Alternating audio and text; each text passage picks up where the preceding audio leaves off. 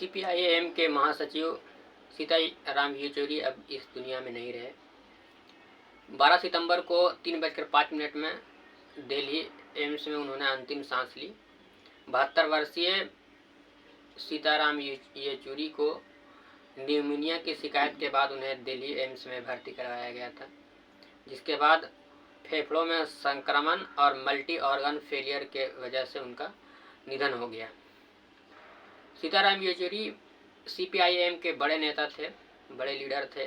सीताराम येचुरी का जन्म 12 अगस्त 1952 को चेन्नई में हुई थी, जिसके बाद उन्होंने दिल्ली विश्वविद्यालय से ग्रेजुएशन किया और येचुरी ने जवाहर विश्वविद्यालय से ग्रेजुएशन की शिक्षा हासिल की। येचुरी का परिवार में उनकी पत्नी सीमा चिश्ती और 2 बच्चे हैं, जिनमें से एक बच्चे का निधन कोरोना में हो गया था, जिसके बाद अब एक बेटी और पत्नी को वो छोड़कर इस दुनिया से गए हैं। भारत में 45 वर्षों तक वामपंथ की सियासत करने वाले Sitaram Yechury communist party of India के प्रमुख थे। तेलंगाना आंदोलन के जरिए उन्होंने 17 साल की उम्र में राजनीति में प्रवेश किया और एक पहचान बनाई। कहा जाता है कि इमरजेंसी में येचुरी मोर्चेबंदी से मजबूर होकर इंदिरा गांधी को जवाहरलाल नेहरू यूनिवर्सिटी के वाइस चांसलर पद से इस्तीफा देना पड़ा था, जिसके बाद सीताराम येचुरी को इंदिरा गांधी के आवास के पास से गिरफ्तार कर लिया गया था।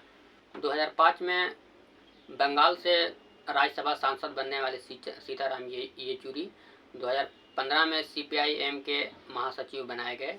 उस वक्त सीपीआईएम के त्रिपुरा में सरकार थी और केरल और बंगाल में, पश्चिम बंगाल में दूसरे नंबर की पार्टी थी। 2016 में केरल में तो सत्ता वापस आ गई, लेकिन पश्चिम बंगाल से और त्रिपुरा से पार्टी पूरी तरह से सफाई हो गई, जिसके बाद सीपीआईएम में जान फूंकने के लिए सीताराम येचुरी ने बहुत कोशिश की।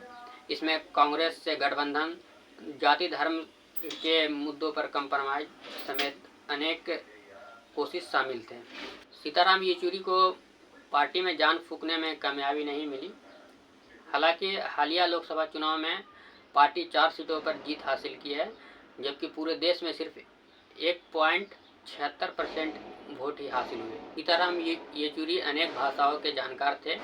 उन्हें बंगाली, तमिल, तेलुगु, हिंदी और इंग्लिश अच्छे से बोलने आता था।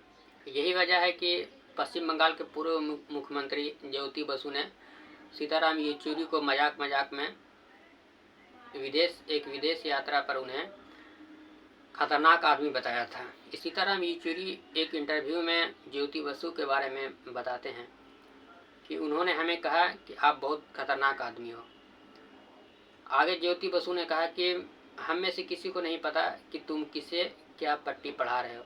तुम सुरजीत से हिंदी में वासव पुनैया से तेलुगु में, बाल नंदन से तमिल में और मुझसे बंगाली में बात करते हो।